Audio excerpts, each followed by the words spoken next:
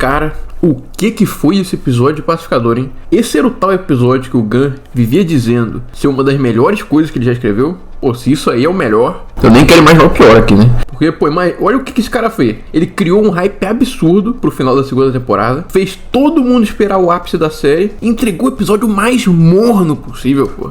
Meu Deus. E agora ainda finge que tá tudo bem, não explicou nada. E assim, sendo sincero, eu tô começando a ficar preocupado com o DCU. Das 3 produções do Gunn, ele só mandou bem mesmo em uma. E olha que era o projeto da vida dele, aquele que ele não podia errar de jeito nenhum, né? Que era o começo do universo. Mas e daqui pra frente, cara? Enfim, fica aqui comigo que eu vou comentar o quão frustrante foi esse final de temporada de Pacificador e roda a vinheta.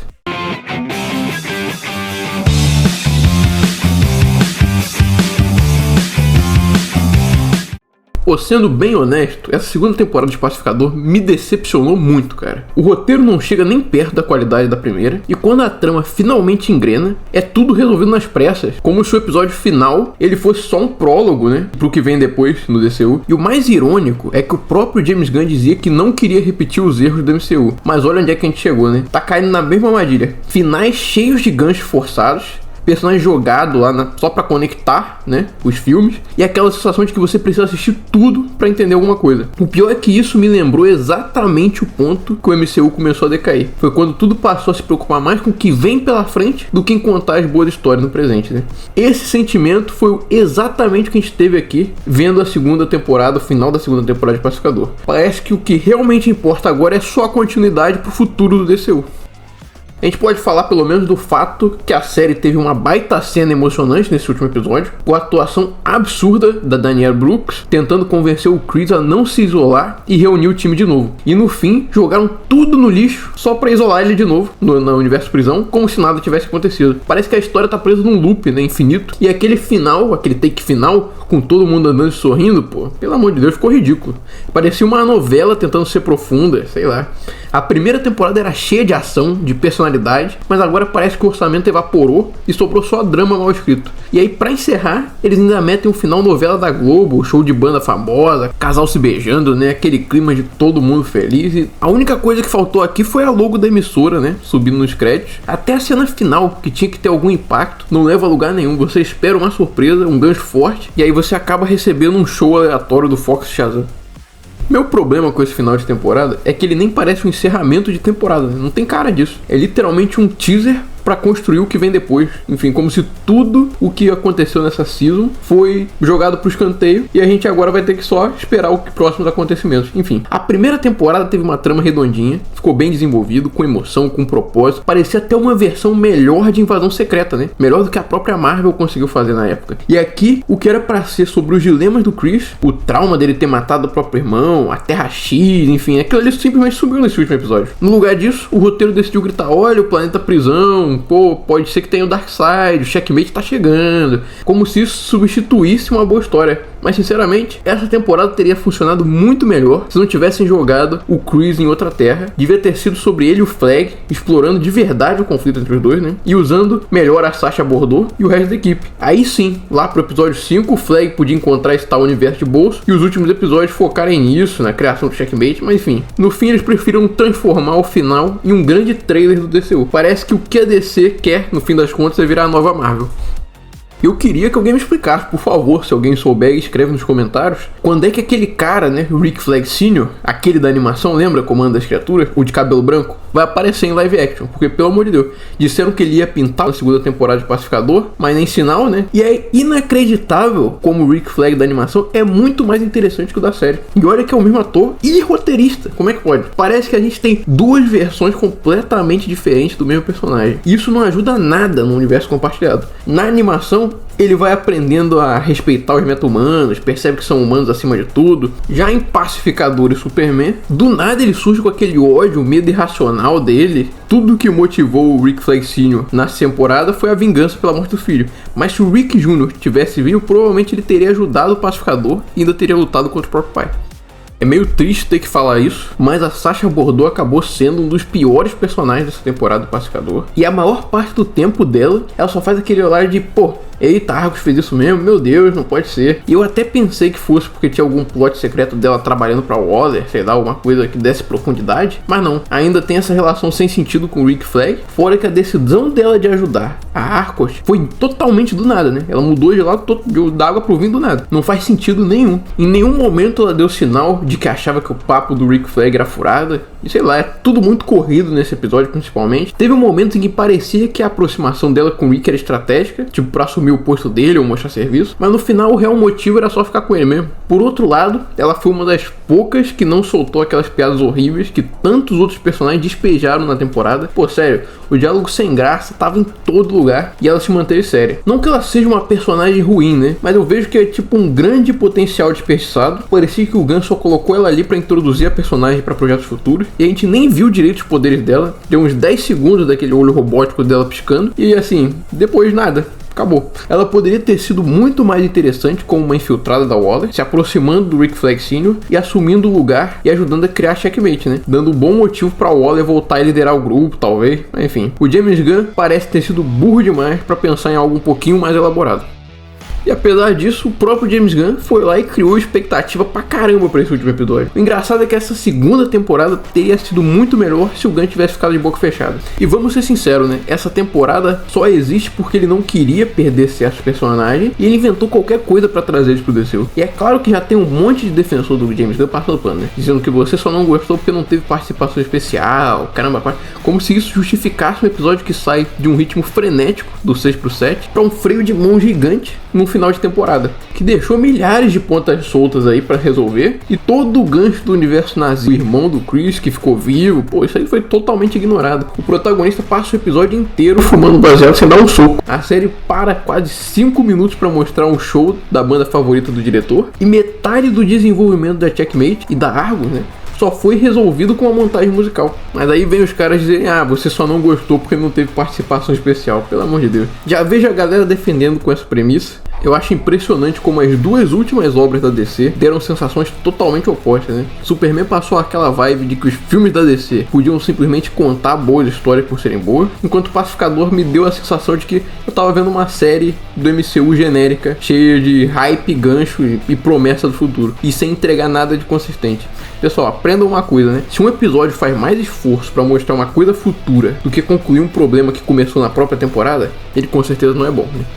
No mais, o episódio pode até ter sido frustrante, mas é impossível a gente ignorar o quanto a Danielle Brooks, a Adebayo, né, brilhou, não só nesse final, mas na temporada inteira. Desde a primeira temporada ela vem roubando a cena, e é até engraçado pensar que uma personagem original conseguiu ser mais marcante que vários que vieram direto dos quadrinhos, né? Aquela cena do hotel com o Chris, com o resto da equipe, foi simplesmente incrível. Ela falando que se sente amada quando ele tá perto dela.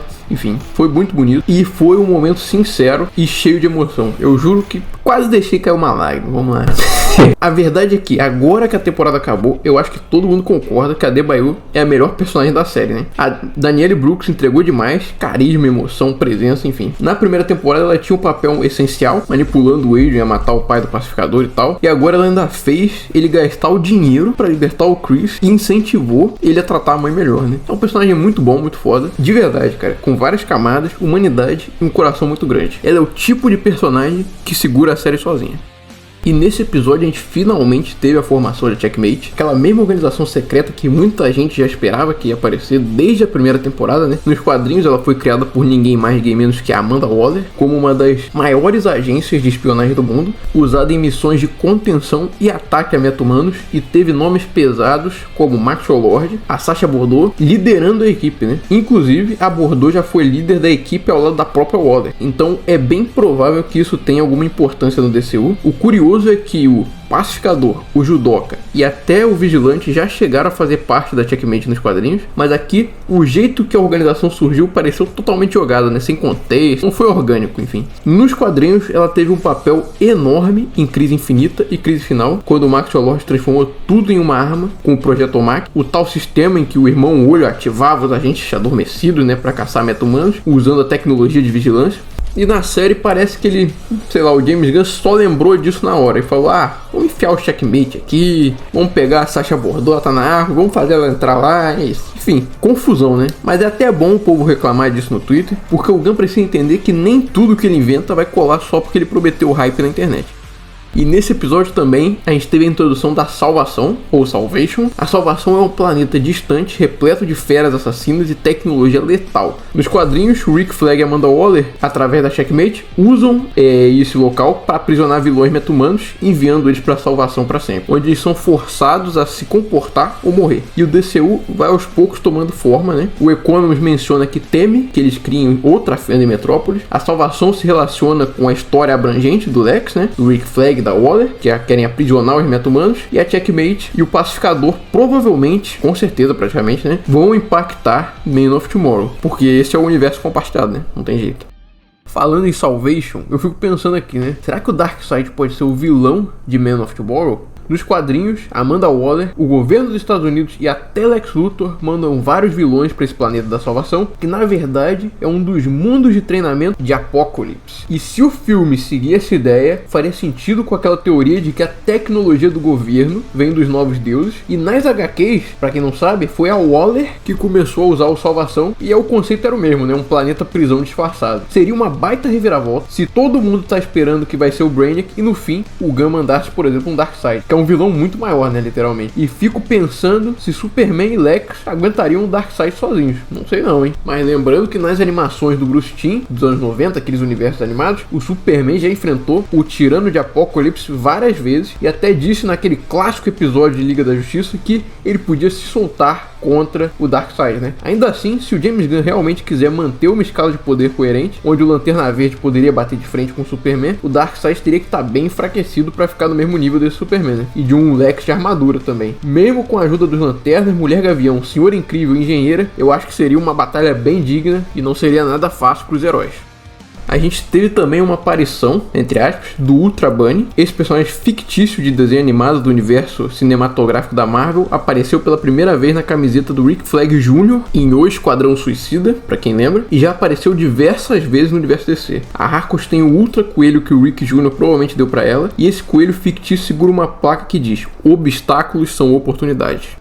A gente também teve algumas aparições de personagens do Superman, como por exemplo o secretário Mori. O James Hiroyuki Liao retomou o papel dele como secretário de defesa, o general Mori. Ele expressa sua surpresa pelo Rick Flag ter passado de um crítico ferrenho do Lex Luthor no mês passado para agora implementar proativamente seus planos contra meta-humanos, né? E o Rick Flag reúne a equipe da Luthor Corp para trabalhar para Argus, e vários atores de Superman aparecem, né? Terence Rosemore retorna como Otis Berg, Natasha Halev também retornou como Amanda McCoy, Bonnie DiCepolo também retornou como a Senhora Jessup. Enfim, a gente também descobre que o Lex Luthor está trabalhando com a Argus, o Rick Flag está se comunicando de perto com o Lex, atualizando ele sobre cada descoberta, e o Luthor até devolve bilhetes manuscritos da prisão, né? Em um desses bilhetes está escrito: Rick, parece promissor, mal posso esperar para o que vem a seguir. Já é muito óbvio que vai ter alguma conexão para Man of Tomorrow saindo daí, né? E o veredito final dessa segunda temporada de Pacificador é: que decepção. O James Gunn ficou empurrando o hype goela abaixo, dizendo que o final da segunda temporada de Pacificador ia ser uma das melhores coisas que ele já escreveu. E a gente recebeu o quê? Um episódio morno, sem impacto, e que parece mais um teaser do que vem por aí do que um encerramento digno para essa temporada. E a primeira temporada ela teve muito mais identidade, né? Ritmo, emoção e o equilíbrio perfeito de humor e ação. Já a segunda temporada se perdeu, parece que virou festival de promessa, vazia, né? Aqueles ganchos jogados para conectar com outras produções, roteiro patina, resolve tudo às pressas e ignora completamente tudo que estava sendo construído até o momento, né? Os dilemas do Chris, o trauma com o irmão, toda a questão da Terra X somem como se nunca tivesse existido. E quando finalmente chega o grande final, o episódio se transforma num clipe do show da banda favorita do Gunn. Com todo mundo feliz, beijo de casal, com a esposa dele beijando o John Cena, né? Enfim, vibe novela da Globo total, sério. O único soco dado ali foi o de frustração, e a formação da Checkmate devia ter sido um evento marcante, mas aqui foi só algo jogado no roteiro de última hora. Nos quadrinhos, o que era para ser uma das organizações mais importantes da DC, com peso político, impacto real das grandes sagas, mas na série só surge do nada, sem contexto, como se o Gunn tivesse lembrado disso no meio da edição. E pior, é que a salvação, que poderia render uma ótima expansão de universo, né, também é usada só como vitrine. Olha como o DCU tá conectado, olha o que vem por aí. Até as participações de personagens de Superman e os bilhetinhos com Lex Luthor são mais como uma isca do que conteúdo. Tudo pra gritar, olha o universo compartilhado, enquanto a história principal vai pro ralo. Pacificador virou um símbolo de um problema que a gente já tinha visto antes no MCU, o medo de concluir. tudo precisa ser gancho, tudo precisa apontar para o que vem depois e ninguém se preocupa em fechar as próprias tramas. E o resultado é um final que não emociona, não empolga e nem parece um final. Nota final, bom, vamos analisar com base nas minhas notas. Episódio 1 eu dei 8, episódio 2 foi 7, episódio 3 foi 8, episódio 4 7.5, episódio 5 8.5, episódio 6 9, por episódio 7 também 9 e para esse episódio 8. Um 7. Eu só não dou uma nota 6 para esse episódio porque eu lembro que existe o episódio 2. Pelo amor de Deus, né? O episódio 2 é execrável, chatíssimo. Pô, dá até pra dormir. Enfim, não acontece basicamente nada nele, né? Mas aquele ainda era o episódio 2 da temporada, não o final. E o episódio 8 acaba sendo o encerramento da série, porque não vai ter terceira temporada do Pacificador, aparentemente. E ele tinha uma obrigação de ser algo muito maior, de ser grandioso e, no geral, dando a nota final da temporada inteira aqui, eu fico com 7.5. Eu sei que pela média deveria dar 8, baseado nas notas anteriores, mas sei lá, tanto faz. Temporada covarde, um eterno vem aí, né? Então 7.5, acho que tá de bom tamanho.